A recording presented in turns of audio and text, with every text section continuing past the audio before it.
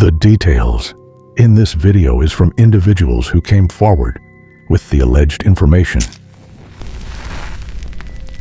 Viewer discretion is advised.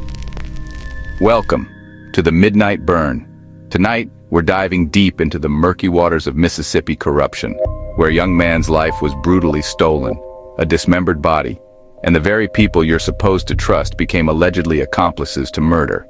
This is the story of Ryan Taylor, a story that will make your blood run cold and question everything you thought you knew about justice in a small town near you. This is so bizarre and sick, you're definitely going to want to stick around. Hit the like and follow button. It definitely helps me put out more videos if you like the content. Now let's dive in.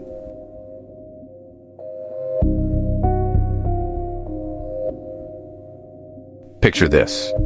It was July 2020 when Ryan Taylor vanished without a trace from Columbus, Mississippi. For 5 long years, his family searched for answers while dark secrets festered in the shadows of Lowndes County. What they didn't know was that Ryan's disappearance wasn't random. It was orchestrated, brutal, and covered up by the very people who should have been seeking justice.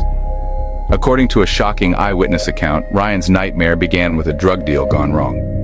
Sources reveal that Ryan had allegedly robbed Jarvarius Johnson, a known drug dealer in the Columbus area.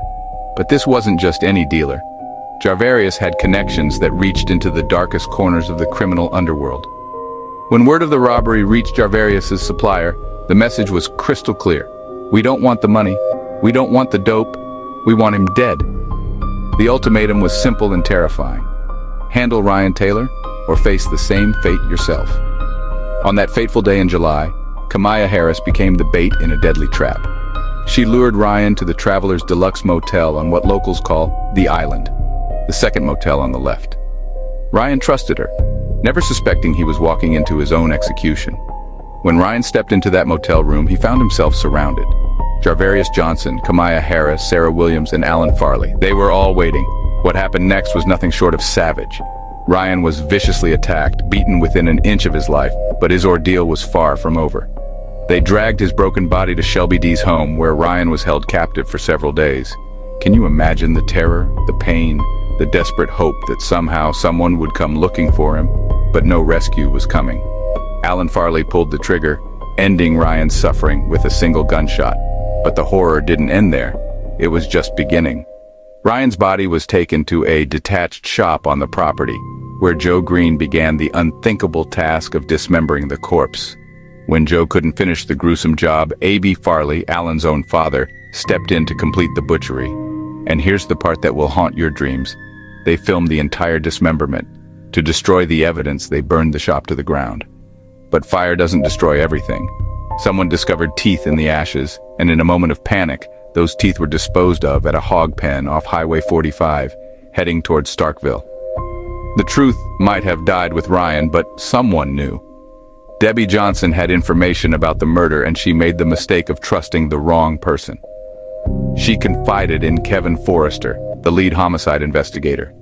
But Forrester wasn't seeking justice. Time soon. He was part of the cover-up. When it happened, my mind is like, have I been shot? Because it was a pain that I'd never felt before. My heart's still there. Yeah. My compassion for people is still there. My compassion for my job. Working hand in hand with Sheriff Eddie Hawkins, Forrester arranged for Debbie's silence to become permanent. She was murdered to keep the secret buried.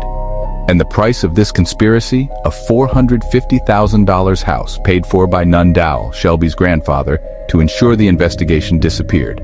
Sheriff Eddie Hawkins, the man elected to protect Lowndes County, became complicit in murder. For 5 years, these killers have walked free while Ryan's family suffered in agonizing uncertainty. But questions remain that demand answers. How many others knew about this conspiracy? Who else received payments for their silence? How deep does this corruption run through Lowndes County's law enforcement? And most importantly, how many other families are suffering while murderers wear badges and walk free? This is exactly the kind of truth that gets buried in small towns across America, and especially Mississippi. This is exactly the scenario where everybody knew or knows a lot but won't say shit until it happens to them. The cycle has to stop. Hit that like button if you believe Ryan Taylor deserves justice. Subscribe to the Themidnightburn because we're not done exposing the bullshit. Share this story. Make it impossible for them to ignore. Ryan's voice has been silenced, but ours doesn't have to be. The truth has a way of surfacing no matter how deep they bury it.